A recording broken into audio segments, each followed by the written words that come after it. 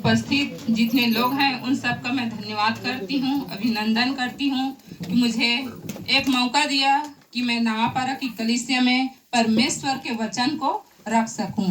Hallelujah. सब बोले प्रभु यीशु मसीह की जय, प्रभु यीशु मसीह की जय। यिर्मयाह की पुस्तक निकाल लेंगे 10 अध्याय 12 और 13 पद।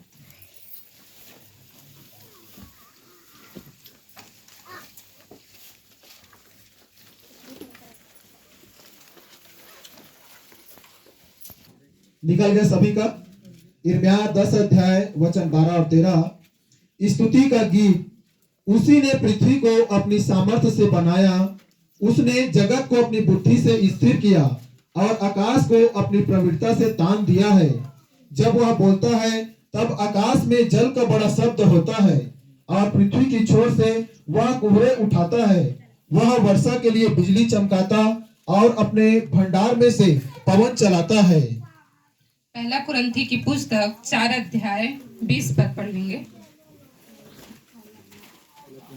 पहला कुरिन्थी 4 अध्याय वचन 20, पृष्ठ नंबर है 231 नया नियम में।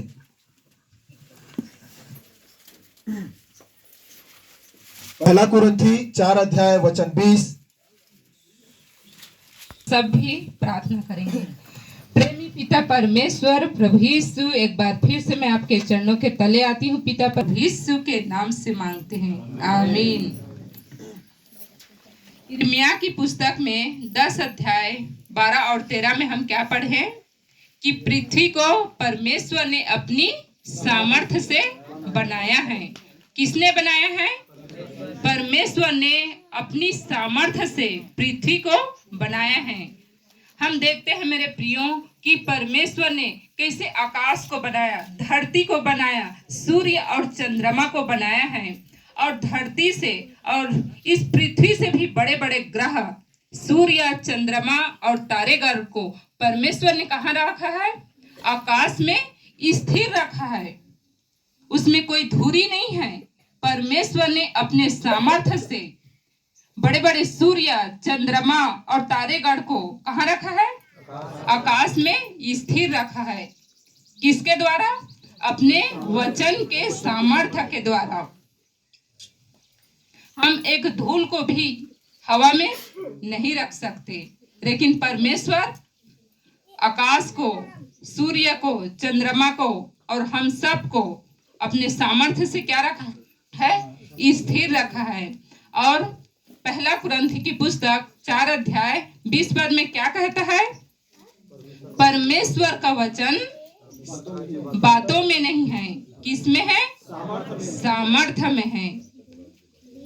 परमेश्वर का राज्य बातों में नहीं, किसमें है? सामर्थ्य में है। आज के विषय लिखने वाले लिख लेंगे।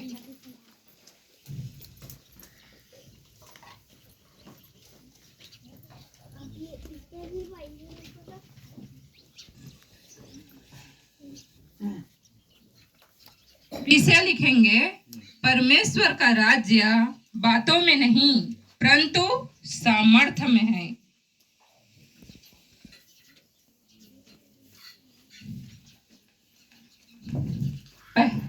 पहला कुरिन्थी की पुस्तक 2 अध्याय 5 पद और 4 पद।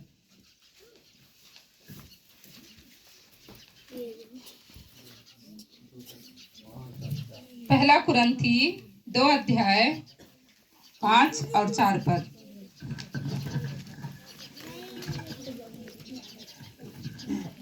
पहला कुरिन्थी 2 अध्याय 5 और 4 पद, पृष्ठ नंबर 229, इसी में एक पेज पहले।